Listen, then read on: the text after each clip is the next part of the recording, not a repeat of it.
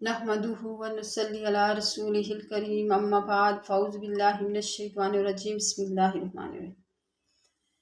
मेरी इस्लामी माँ और बहनों, अस्सलाम वालेकुम व रहमतुल्लाहि व बरकातुहू।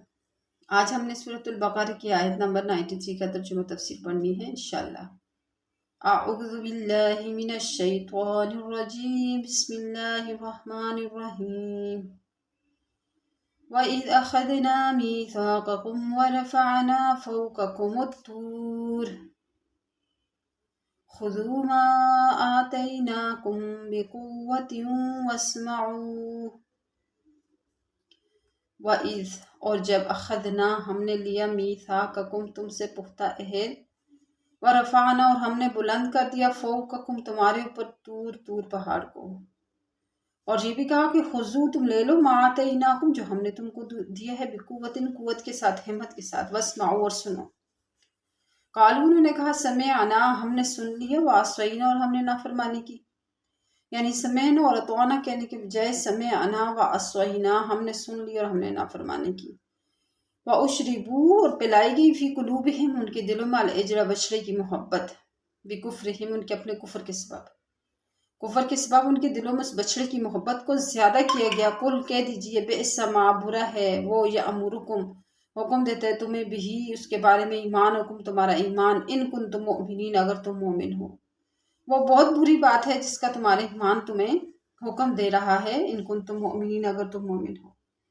तो अल्लाह तबारक व तआला फरमाते हैं कि वो ज़माना याद करो कि जब हमने तुमसे कौल करार लिया था, और इस कौल करार लेने के लिए कोई तूर पहाड़ को हमने तुम्हारे सरों पर मुअल्लक कर दिया था, और ये कहा कि जो कुछ यानी जो अहकाम हम तुमको देते हैं इन्हें हिम्मत और पुख्तगी के साथ ले लो और अहकाम को दिल से सुनो। वस्माऊ फरमाया मा आतैनाकुम बिकुव्वतिन वस्माऊ और सुनो, यानी इन अहकाम को दिल से सुनो।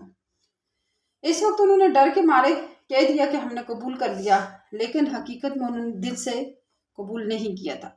तो उनका जो पहले उन्होंने कुफर किया था तो उसकी वजह से उस बछड़े की मोहब्बत उनके दिलों में ज़्यादा कर दी गई, यानी सांप का कुफर की वजह से। वो क्या हुआ था कि जब वो दरियाए शोर से उतर कर वो सामने चले गए तो उन्होंने एक बुत परस्त कौम को देखा।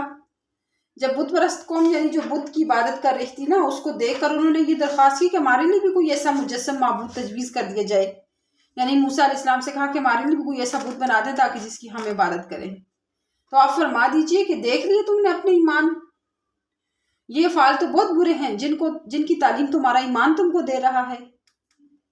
तो इस आयत के अंदर जो असबाब मुसब्बिबात जिक्र हैं उनकी तरतीब का हासिल ये कि दरियाए शोर से पार होकर उनसे एक कलमा कुफर सादर हो गया था।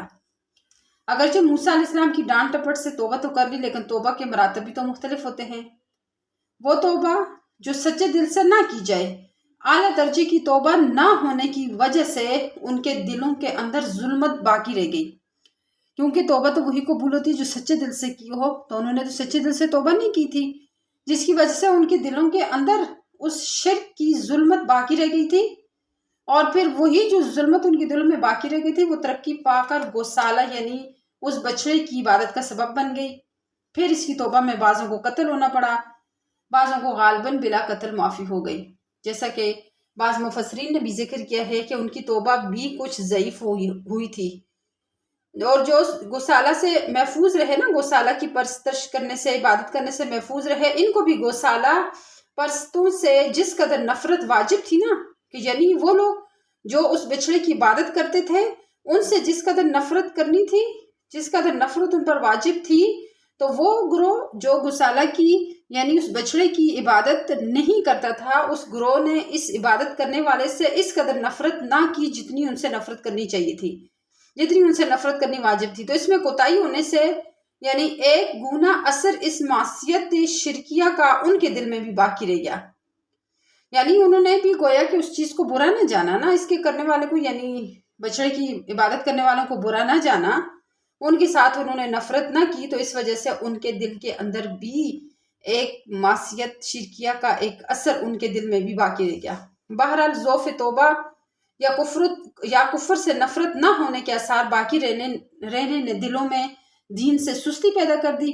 यानी उन्होंने जो अच्छी सच्चे दिल से तौबा नहीं की थी, उनकी तौबा थी लेकिन कमज़ोर, ایک تو کمزور توبہ اور دوسرا کفر سے نفرت انہوں نے جو کرنی تھی وہ نہ ہونے کی وجہ سے، یعنی انہوں نے نفرت کفر کرنے والوں سے جو نفرت کرنی تھی وہ نہ کی، اس وجہ سے اس کے آثار باقی رہتے رہے ان کے دل میں باقی رہ گئے، تو ان آثار کی وجہ سے دین میں سستی پیدا ہو گئی۔